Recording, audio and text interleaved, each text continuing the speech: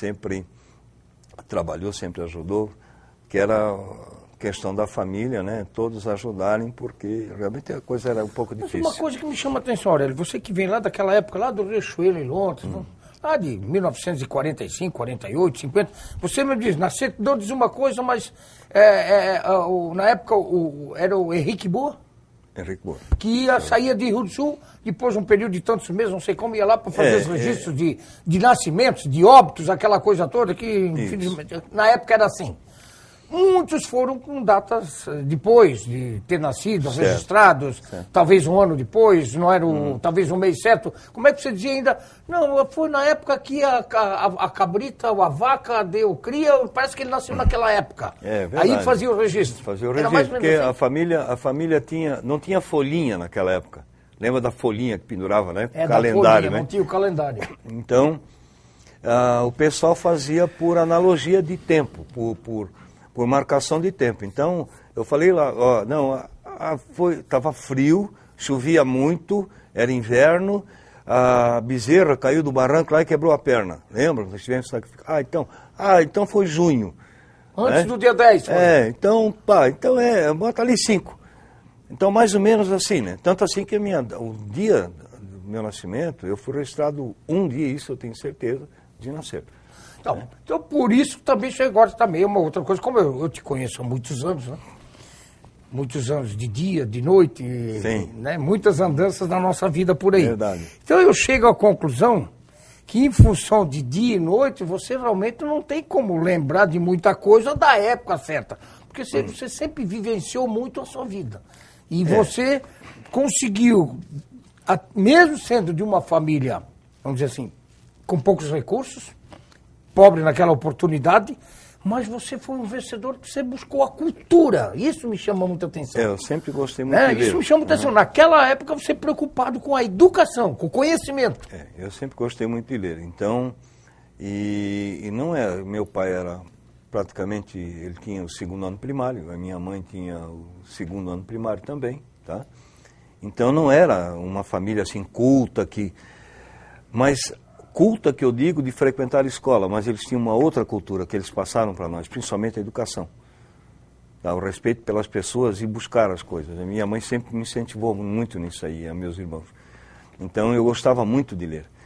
E então o irmão mais velho já, né, bastante mais de idade, ele comprava as revistas, a revista do rádio, Cinelândia, Grande Hotel, Pequenina, né, fazia coleção, a revista Gigante.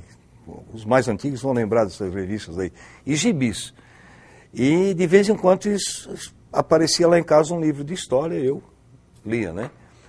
A própria Bíblia, cara, eu li.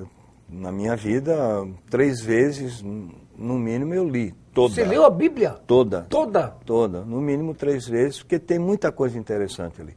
Muita gente fala hoje vou falar o pessoal de informática vai pegar no meu pé. Mas se você falar a respeito de bits, de toques, de criação de imagens, a Bíblia fala sobre isso de uma maneira bem mais simples para que o povo na época entendesse. Isso aí é um outro assunto, né?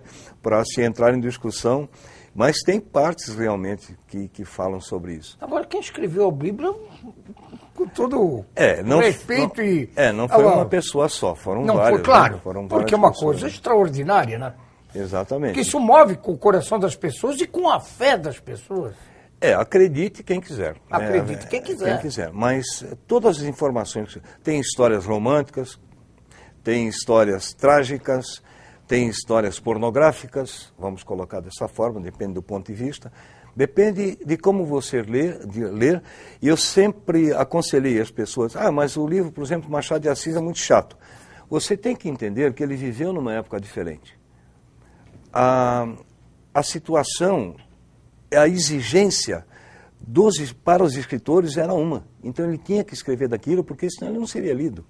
Ele seria relegado. Para fazer essa leitura hoje é chato. Na época não era. Não era. Então, a Bíblia também foi escrita por um pessoal não tão culto, mas com uma coisa que nós perdemos: visão.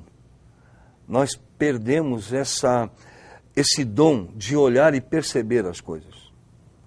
Perceber o tempo, perceber a natureza, sentir o cheiro da chuva chegando, tá? Escutar os pássaros, observar as formigas. Os animais. Exatamente. Isso aí eles tinham muito e nós perdemos isso. Nós somos mais imediáticos e mais mecânicos. Perdemos o contato, inclusive, com a terra. Exatamente.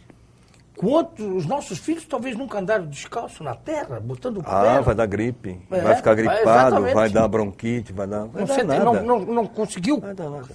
condicionar o seu corpo à energia que está na terra. Que é uma Exatamente. coisa fantástica. E que a gente não orientou nossos filhos para isso, porque o mundo mudou, evoluiu. Mas voltando só para concluir o assunto Bíblia.